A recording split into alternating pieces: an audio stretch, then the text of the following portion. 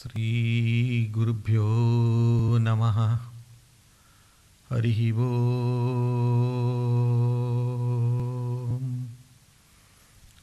Om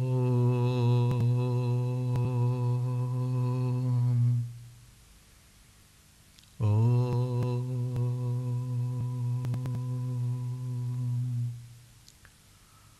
Parthaya Pratibodhitam Bhagavata Narayanena Swayam Vyasena Gratitam Purana Munina Madhye Mahabharatam Advaitamrita Varshinim Bhagavatim Ashtadashadhyayinim Ambatva Manusandadhami Bhagavad Gite Bhavadveshinim Namostu te Vyasa Vishala Buddhe Pullarvindayata Patranetra Yena Tvaya Bharata Taila Purna Prajvalito Jnanamaya Pradipaha Prapanna Parijataya Totra Vetraika Panaye Jnanamudraya Krishnaya Gitamrita Duhe Namaha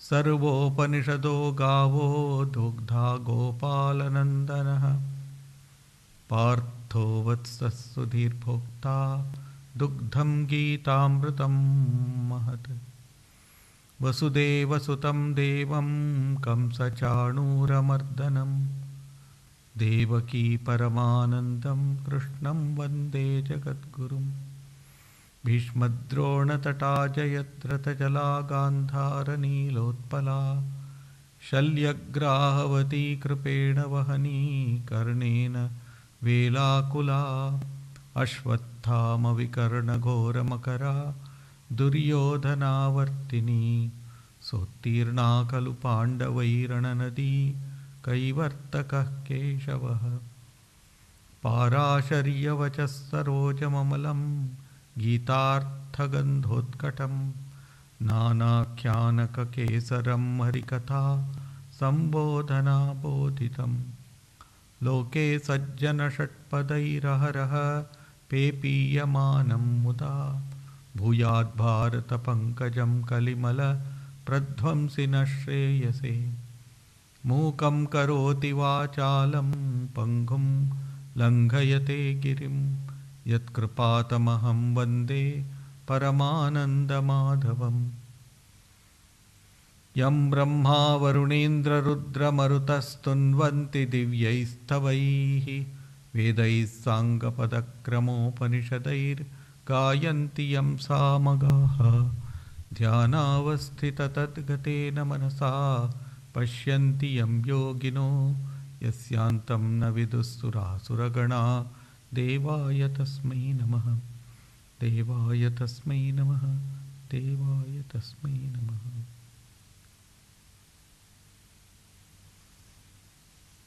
Welcome back to the study of the Bhagavad Gita. We are concluding the 14th chapter of the Bhagavad Gita, which deals with the play of the three gunas, the three characteristics that is unique to every one of us. The joys and miseries that we experience in this world, the dualities that we experience in this world, are all due to this play of three gunas.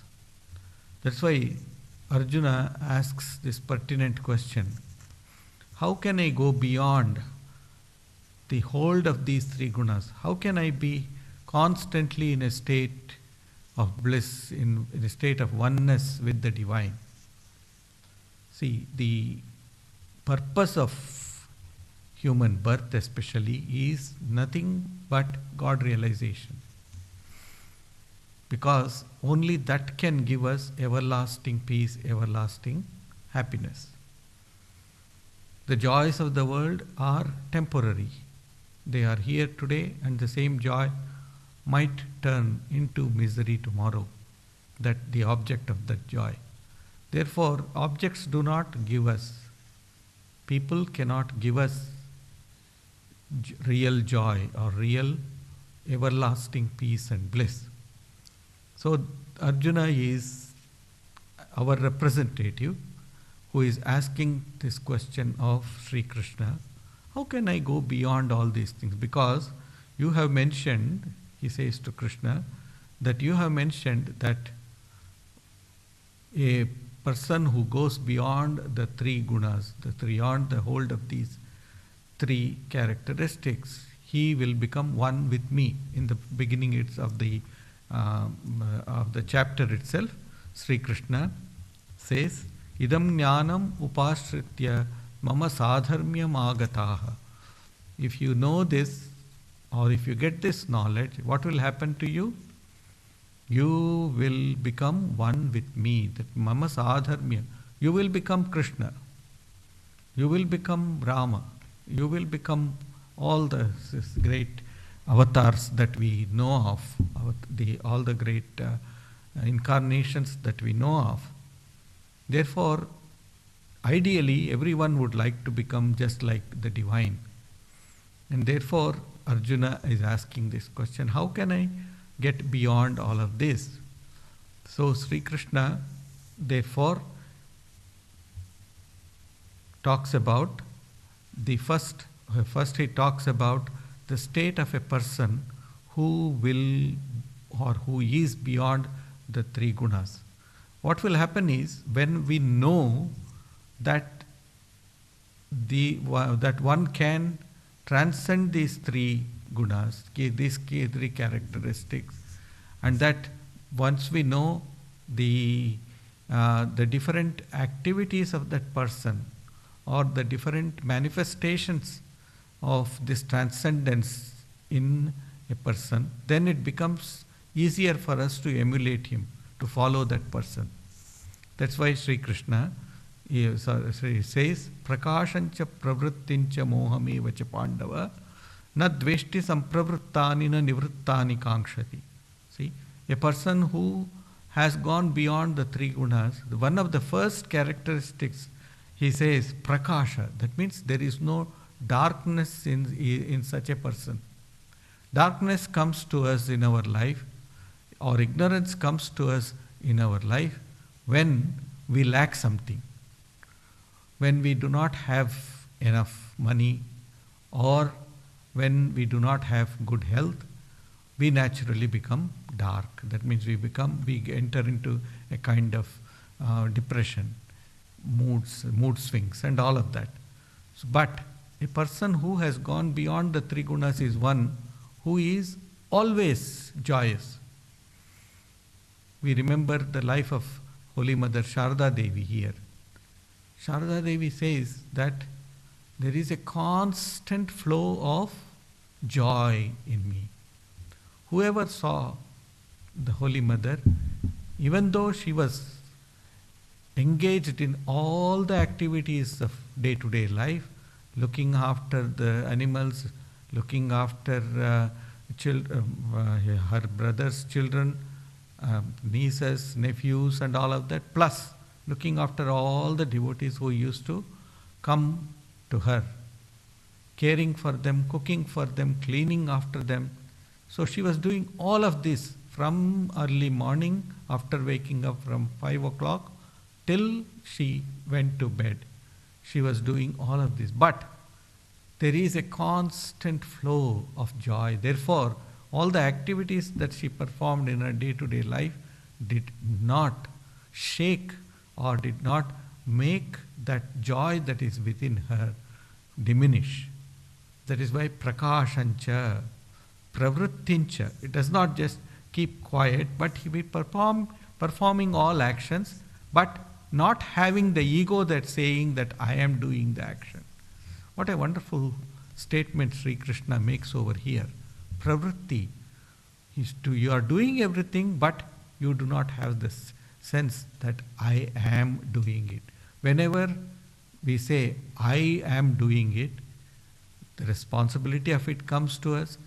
The worry whether it goes well or not also comes to us. So all of these comes to us. Therefore, pravritti is there, but again, nivritti is for totally free from all concerns. That is, prakashancha pravrittincha mohameva cha panda. Moha means delusion. That means confusion also. Whether to do this or not to do this, whether this is right or this is wrong, all of this comes under delusion. And also, if something has to be done, sometimes we procrastinate. Okay, tomorrow I will do it, day after tomorrow. It will keep on moving forward, and it will never be done. No, if something has to be done, just do it. Aaj karo so ab. See, Kal karo so aaj karo so ab. Means whatever you are supposed to do tomorrow, do it today. And whatever you are supposed to do it today, do it now. So that is how the work should be. We just keep procrastinating, kal hoga. Tomorrow it will happen. No, that should not be done. That's what Sri Krishna says. Whatever you have to do, you do it with full vigor, but with the feeling that you are different from the action itself. That yourself or your Atman is different from the action itself. Na prakashancha mohameva cha pandava. Na dveshti. There is no dvesha. There is no hatred in such a person. Last time I did mention that hatred is a double-edged sword. It kills the other person and also kills one's own self. Na dveshti, dvivisha. It's poisonous both ways. Na dveshti sampravrittani na nivrittani kankshati. So when any one of these is dominant, whether it is knowledge, whether it is activity, or whether it is delusion, he is not moved by any of these. That's what he says. Na nivrittani kankshati.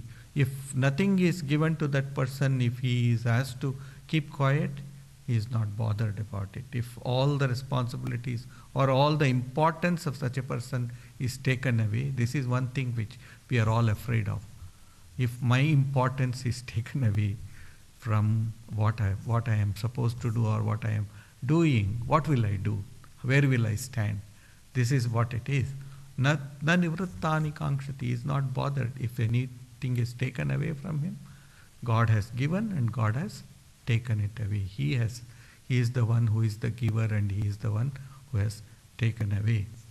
Na nivrittani kankshati. Some time ago, here came a devotee from overseas. So her great devotees of the ashram, and it was the birthday of her children, two of the sons, and so they both they went out for something, and both were killed in an accident.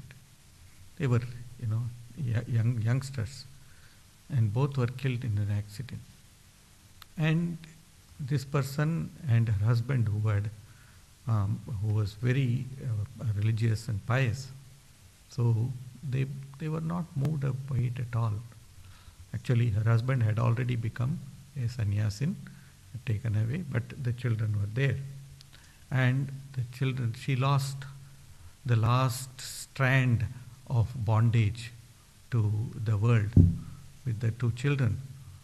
She was not at all moved. When she came here and spoke to her, she said, God, we didn't even plan to have these children, but God gave us these children when we were in our 40s. And then they both came into this world, and the Lord took him away. Now I am free from everything. It's very, very difficult to think that way. But na nivrittani kankshati is not at all concerned about this. That is a state where a person has transcended the three gunas, the three characteristics. Anyway,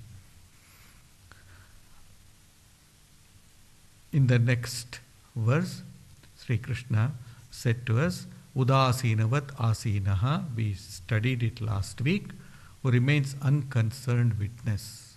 Not that he is not interested in anything, but he is interested in the welfare of everyone, everything. But he is not concerned about the successes or failures of whatever is done. You have to do the work, you just do it. That's how.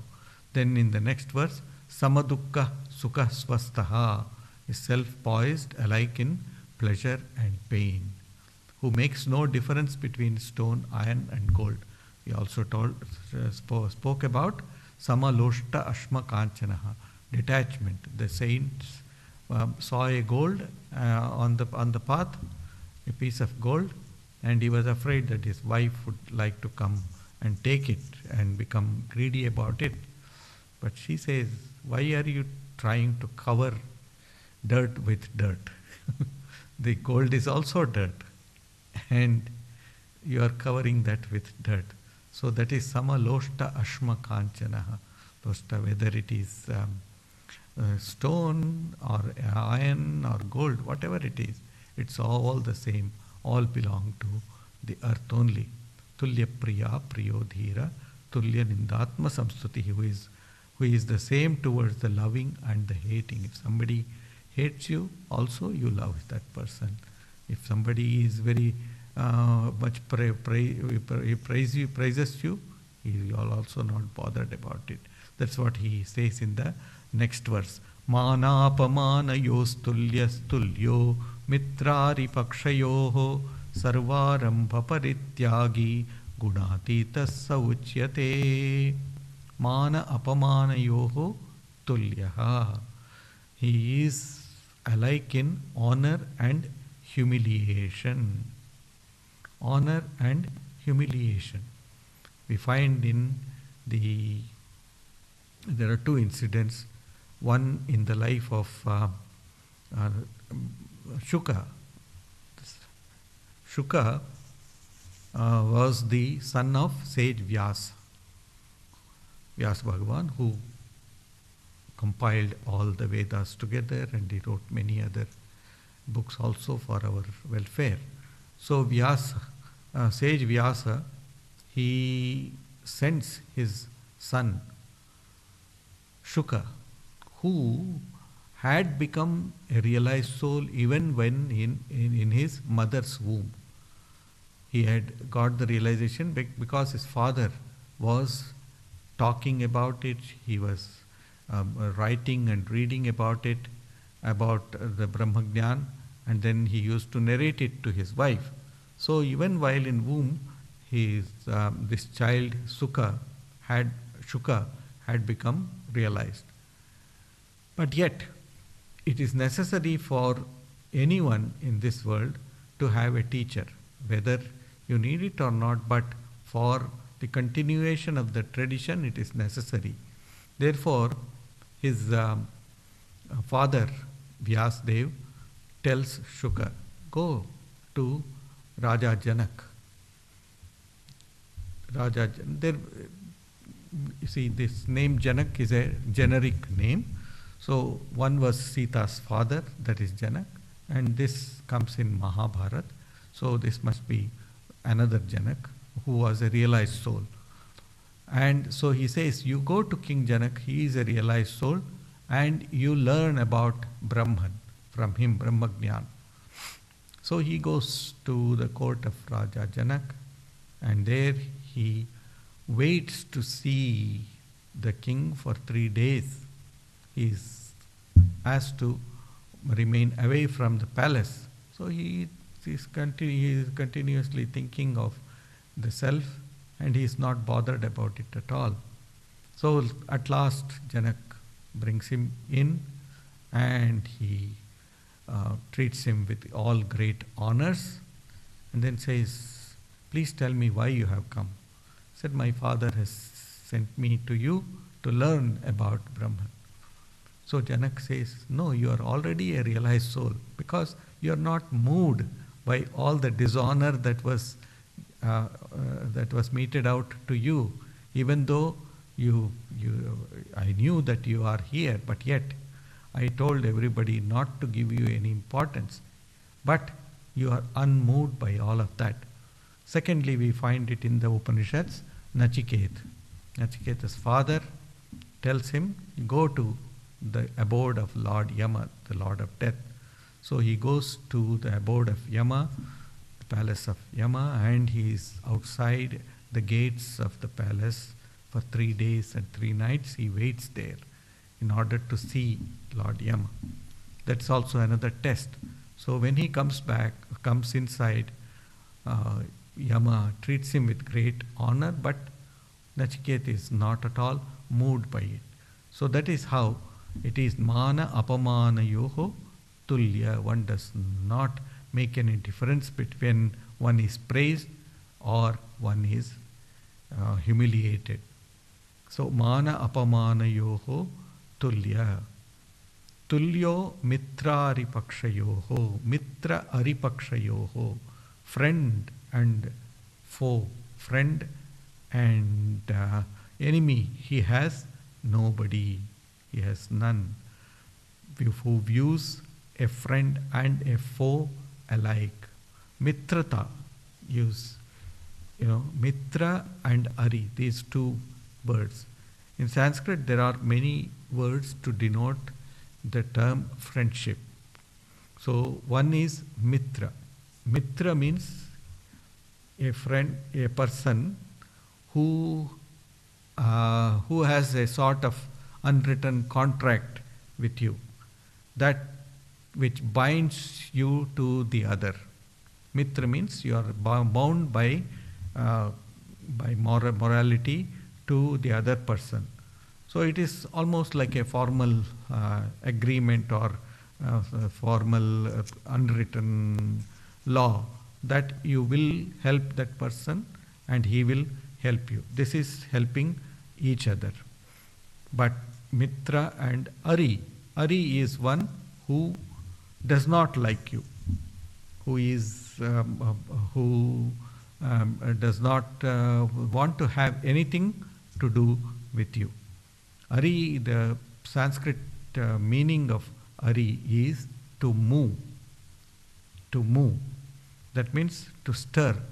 One who moves against you, one who is hostile towards you is called as Ari. Mitra and Ari. These two words. That means even if the person is helpful to you or if the person is against you, who will create troubles for you. Mitra aripakshayoho. Such a person is not bothered by it. Mitra aripakshayoho. And who has abandoned all sense of agency. Sarva arambha parityagi. Will do everything but is not worried about the results out of it. That is the idea. All sense of I am not the doer. God is the doer. God has made me do this. God has asked me to say this. That's how a realized soul behaves. It does not confer anything to himself or to herself. So it does not say it is not me, it is thou, thou. You have done it. You have taken. Last time I also told you that in sun and sin, only these two letters in S-U-N, S and N is common in sun as well as in sin.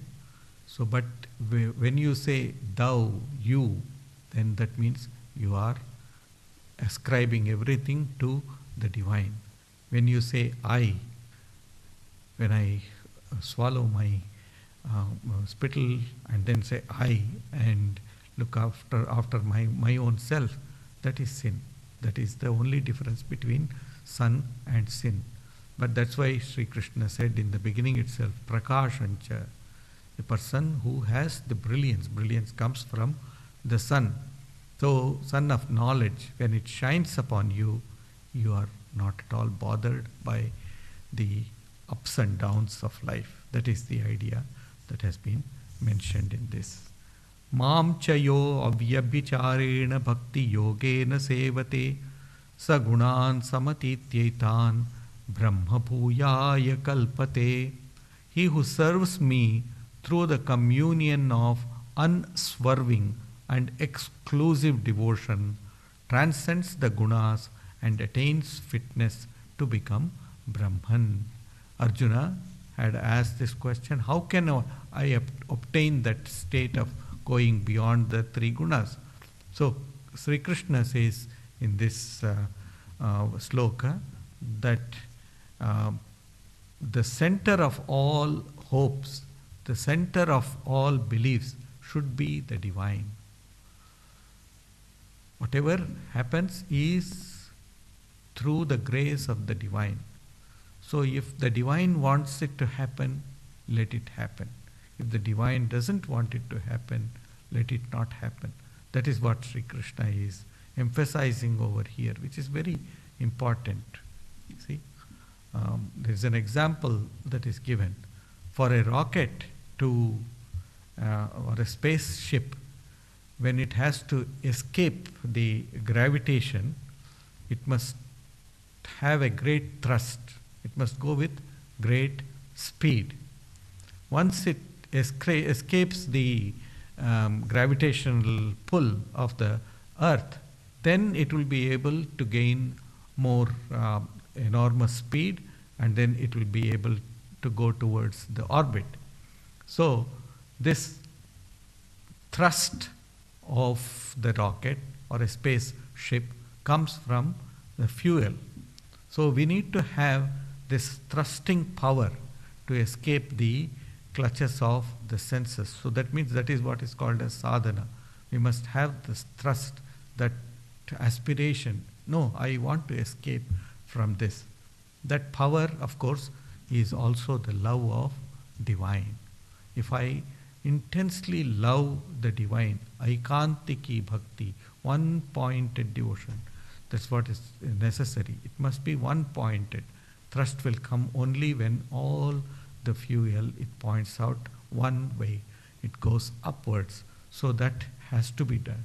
That power is that love of the divine. Anyasrayotyagaha says in the Narada Bhakti Sutra. So, Narada says Anya Ashrayatyagaha. Ashraya means help or dependence. I am not dependent upon anything or anybody. Only I am dependent upon the divine. That is the idea. Otherwise, he says here, Vyabhichari bhakti should not be there. Mam chayaha avyabhicharena. Vyabhichari is one who is not loyal to one person. Goes to different people and different relationships, has different relationships. Such a person is known as Vyabhichari. But here it is avyabhichari. Only one thing. God is my only savior. God is my only fund of both knowledge and also of devotion. And then he says, what is bhakti yogena sevate? What is bhakti? Sri Narada says, parama prema swarupa. Bhakti is of the nature of intense longing. Intense longing. So much of longing. Like a lover has got towards his adorable loved ones. The same way, this parama prema swarupa. We may be extremely devoted. We may be reading all the scriptures. We may be attending discourses, etc. But if inside of ourselves there is only desires of the world, with a substratum being the pleasures, how can I enjoy more and more and more? It is nothing but a farce. Sri Ramakrishna used to say in Bengali, Bhaber ghore churi. That is to say that Bhaber ghore churi. It means in the realm of spirituality, one is only stealing. That means one is only committing a sort of crime. Bhaber ghore churi. So that thought of divine should be within oneself and not the thought of anything else. Anya ashraya tyagaha, as I said earlier. Anya ashraya. I am not dependent upon anything else. God is there to help me. He will be with me at all times. And then devotion or bhakti should not be limited to action, but also it must be experienced. Can I experience the love of God within myself? Can I really feel the presence of the divine within myself? This is a question we need to ask ourselves. So it is said that savory comes, if we have to savor something, then we need to eat it. We have to have it. We have to put it into our mouth. So this, in fact, that sevana, from sevana comes savory. From the Sanskrit term sevana comes this English word as savory. So if we have to savor something, yes, we must be able to eat it. We should be able to put it into our mouth. Otherwise we will not know. Therefore, we must experience the presence of the divine within ourselves. Not put God there, out over there, and just think that God is staying in the temple only. No. He is within me. He is outside of me also. So Sri Krishna continues and says, Brahma bhuyaya kalpate. Such a person will be fit for achieving oneness. Brahma bhuyaya kalpate. One becomes qualified to achieve to this state. Once the bondage to our senses is released, then one becomes fit to travel to Brahman. That's what I said. I gave that example of the thrust of that. One should be able to go beyond the gravitational pull of the earth. One should be able to do that.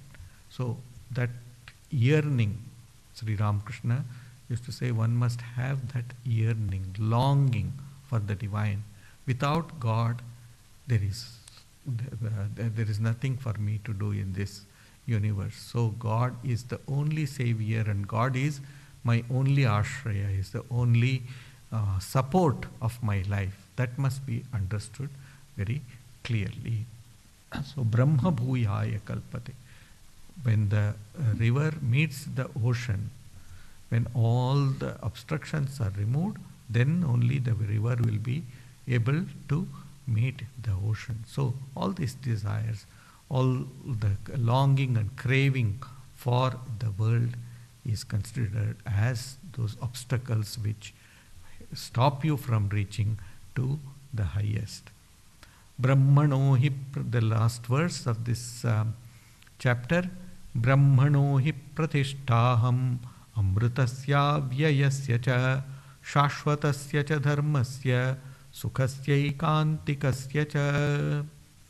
He says, indeed, I, Krishna, the God of love and grace, or Pratyagatman, the true inner self, am the basic support of Brahman, of the incorruptible state of moksha, of the eternal law and of unending bliss. He says, I am the abode of Brahman, the basic basis or the support of the whole universe.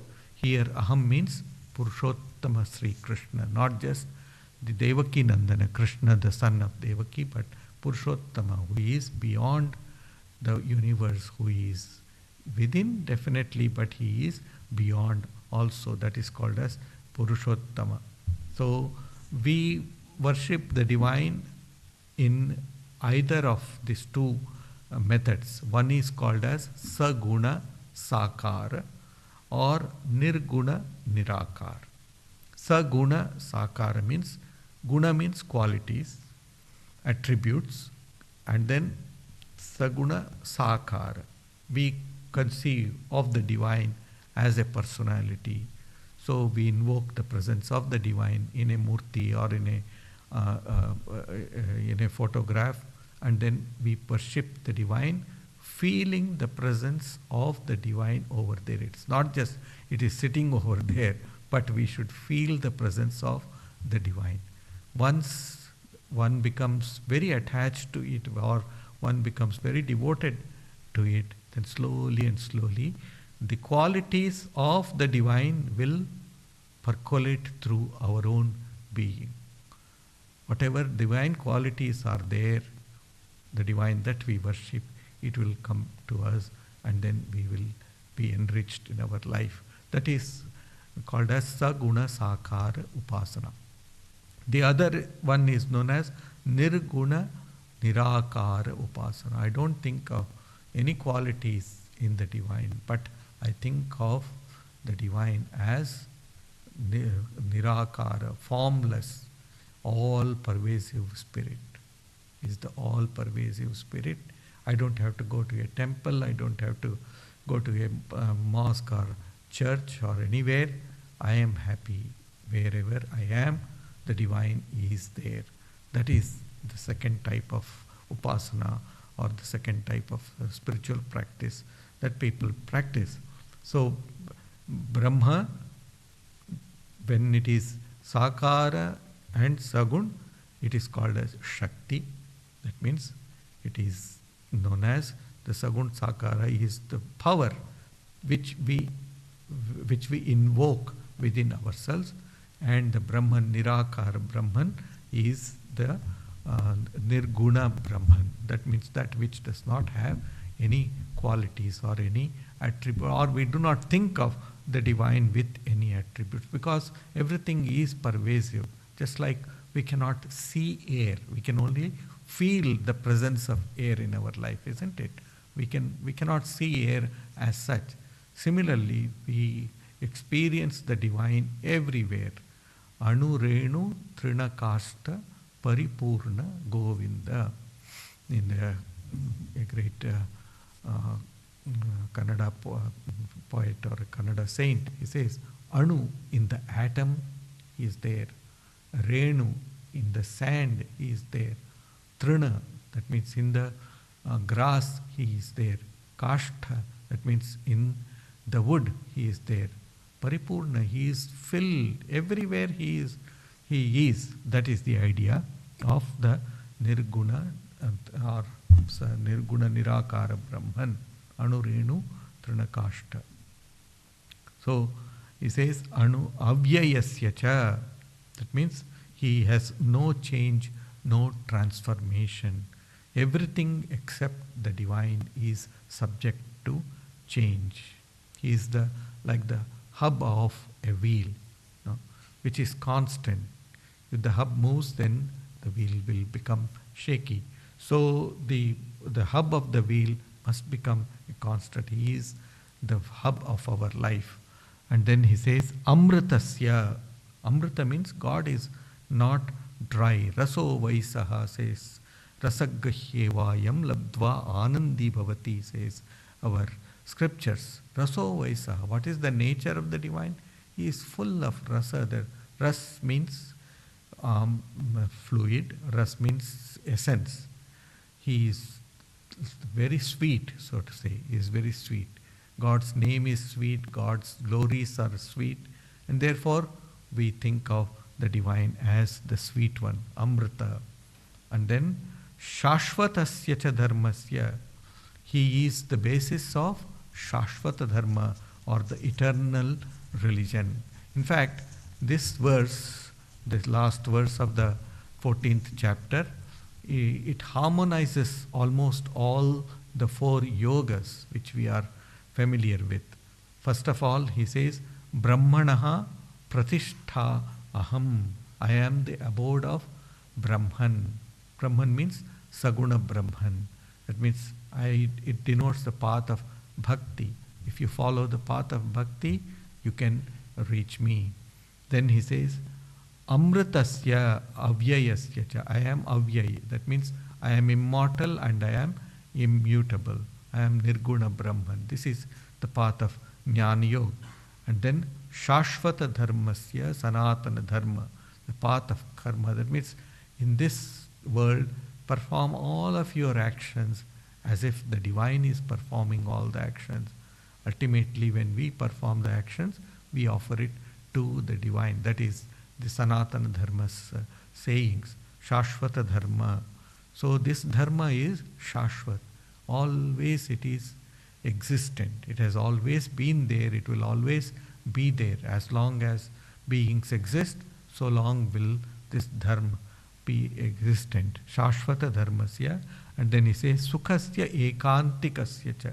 Ekantikasya cha. This absolute bliss can be practiced through meditation. When one starts meditating, goes deeper and deeper within one's own self and forgets one's body, one's mind and the environment around oneself, then what happens? That bliss manifests. Ekantikasya cha. That means you are alone. You are alone with the divine. When you are alone with the divine, there is a continuous flow of amritasya. Amrita means that bliss that you experience. So much of bliss that you cannot, this body cannot contain it. So that's why Sri Ramakrishna says that when one enters into that state of samadhi, nirvikalpa samadhi, when one completely merges oneself with the divine, the body does not last for more than 21 days. That is Sri Ramakrishna's statement. So that happens by the practice of Raj Yoga, that is the practice of meditation. So one can go beyond the hold of the three gunas, that is sattva, rajas and tamas, by following one or more or all of these paths, 4 yogas. But it is best to adopt all the 4 yogas in our life.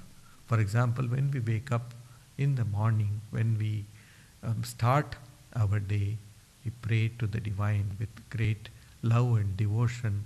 We invoke the presence of the divine within our workplace or within the house, and then we say, "O Lord, please be present here and make me do your actions." It is not my action, it is your action. That is the path of Bhakti Yoga. See? And then again, when we finish all our actions, or when we complete our tasks, etc. Of course, Raj Yoga is Karma Yoga is very essential. That is the path of action. And then when we finish all our actions, we say, "I am not the doer. God alone is the doer. God alone exists and God alone is the doer." So I remove all the worries and the worries from our minds, and then say, "God alone has done everything. So I am nobody. I am one with the divine, and the divine has performed." So Jnana Yoga comes there, and then Raj Yoga. We sit silently for some time and meditate upon the divine. That is Raj Yoga. So all these yogas are important in our day-to-day life. If we can balance them in our life, if we can practice all of these every day in our life, then we will have a harmonious personality. If we want to have a harmonious personality, we should harmonize all the yogas in our life also. So in the 21st verse, Arjuna asks this question: how can we transcend the hold of these 3 gunas? So in this last verse, Sri Krishna answers this by saying that you can do that by either practicing all of these yogas separately or by combining them in your day-to-day activities. See, spiritual life is not a difficult one, provided you know how to go towards it. We should know how to go towards it, move towards it. That's why that's why Arjuna asked this very pointed question to Sri Krishna. He says, "You are talking about a realized soul. I can understand that. But tell me, how can I," that means an ordinary being, "how can I reach to that same state?" You may have great tendency. You may have been born with great tendencies, and therefore you may be an expert in this. But ordinary beings, how can they become better and better? How can they reach you, the divine? To that, Sri Krishna is giving these answers, and he says, you must try and go beyond the hold of these three gunas. That means sattva, rajas and tamas. Sattva is necessary, no doubt, but it should to be a good person is okay, but it is not good to be a goody person. It's not good to be a goody person. You must have the grit. Sri Ramakrishna used to say, you must have the grit. Rokho vachai. In Bengali he used to say, Rokho vachai. I am a child of the divine, and I can do anything and everything. With that kind of grit, one must go. There must be some rajas also within us. So sattva, rajas and tamas can be overcome. The hold of the sattva, rajas and tamas can be overcome. But first of all, we must try to transcend the lower qualities, that is the tamas, and then go to rajas, become more rajasic, and then from rajasic you become sattvic. See, once we must be, as we are able to start doing something, we should also be able to stop doing anything. That is a very important thing. See, people work and work and work, keep on working as if work is the only goal of their life. They do not know how to enjoy, take a little bit of holiday, or just stop doing all the work and then worrying about money and possessions, etc. Just enjoy what you have got and then keep quiet. That is why we had in the ashrama dharma, after Garhastya, there was the Vanaprastha ashrama, which is very important. That means you just retire, give up all those actions, and then even the thought of acting also, performing your actions, responsibilities, and just retire somewhere and just think of the divine throughout your whole life, the rest of your life. So the ashrama is, the concept of the ashrama is wonderful. There is no doubt about it. So we can overcome. That's the main theme of this chapter, 14th chapter, is that one can overcome the hold of these three gunas in our life. And everyone can do it.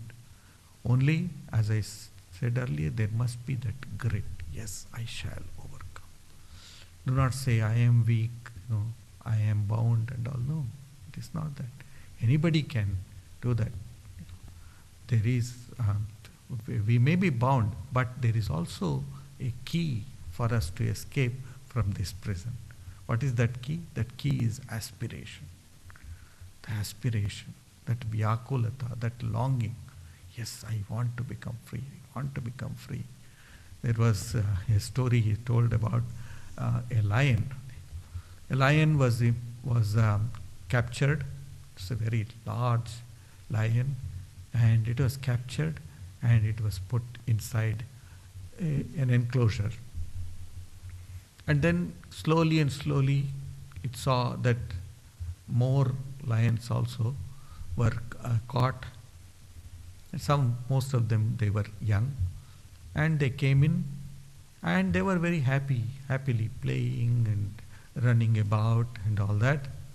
And they are happy with because they were getting food from time to time, and they are not bothered about anything at all. So, but this old lion would sit just a little away from the cage door, and it will always be watching at that, not interested in all the play that was going on. They were playing, sometimes they were fighting with each other. That's what they thought, that is their life. But this lion only sat there and it kept on looking towards the door. So one day another companion came and said, What is this? You're always sitting there and looking at the gate. What do you look? What do you see over there? He said, you fools, you are always, happy with this bound situation that we are put in. I am looking and I am calculating how I can break the cage. How can I break the cage? How much of strength I will need to break the cage? What are the weak points in the cage, so that when I am able, I shall definitely be able to remove the obstacle and then go out. So that's what any person should do.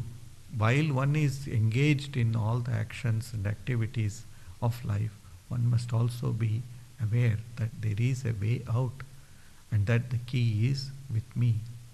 If I can get that key, that is the aspiration, then I will be able to go out of it.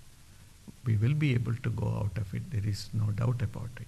So that is what Sri Krishna has mentioned in this chapter, the 14th chapter.